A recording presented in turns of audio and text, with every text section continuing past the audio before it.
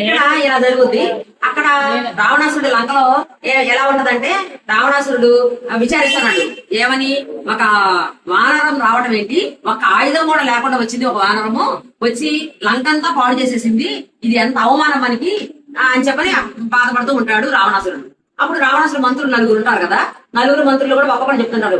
ఒక ఆయన అంటాడు, మీరేం బాధపడాల్సిన అవసరం లేదు, వాళ్ళు మన మీద ఎవరు రారులే అని చెప్పి అజాగ్రత్తగా ఉన్నప్పుడు వచ్చాడు కాబట్టి సరిపోయింది, లేకపోతే మన ముందర వాళ్ళంతా వానరులంతా మానవులంతా నలిపేసే వాళ్ళం, మన మీద అజాగ్రత్తగా ఉన్నావు ఎవరు రారులే అని, కాబట్టి మనకేంటి మన యుద్ధం ప్రకటించాలని చెప్పి ఒక ఆయన అంటాడు.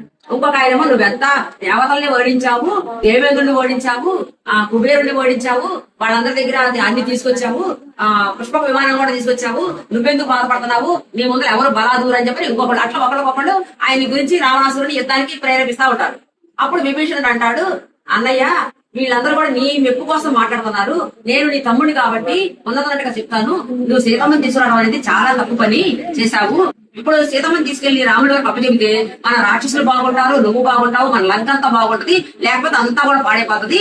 అసలు సీతమ్మ వచ్చింది ఈ లంకలోకి ఎప్పుడైతే వచ్చిందో అప్పటి నుంచి అన్ని అపశకునాలే కనబడుతున్నాయి. యజ్ఞశాలలోకి పాములు తేళ్లు వస్తున్నాయి, యజ్ఞంలో అగ్నిహోత్రం మండట్లేదు సరిగ్గా, ఆ తర్వాత యజ్ఞ సామాన్లలో పురుగులు సేవలు పడుతున్నాయి, అపశకనపు పక్షులన్నీ కోస్తున్నాయి, ఏ పని చేసినా కూడా గాలి దేవుడు కూడా అపసవ్యంగా వేస్తున్నాడు, అన్ని అపశకనాలు ఉన్నాయి, 10 నెలల నుంచి కూడా అన్ని అపశకనాలు జరుగుతున్నాయి. ఈ విషయం లంకలో ఉన్న స్త్రీలతో సహా అందరికీ తెలుసు, కానీ వాళ్ళు నీ దగ్గర చెప్పట్లేదు, నీ మెప్పు కోసం మాట్లాడుతున్నారు, నేను నీ తమ్ముడు కాబట్టి నీ బాగు కోసం చెప్తున్నాను, నువ్వు సీతమ్మని తీసుకెళ్లి ఇచ్చేస్తే అంతా బాగుంటుంది అన్నయ్య అని చెప్తాడు విభీషణుడు. ఆ మాట నచ్చలేదు రావణాసుడికి, లేచి లోనికి వెళ్ళిపోయాడు. జై శ్రీమన్నారాయణ.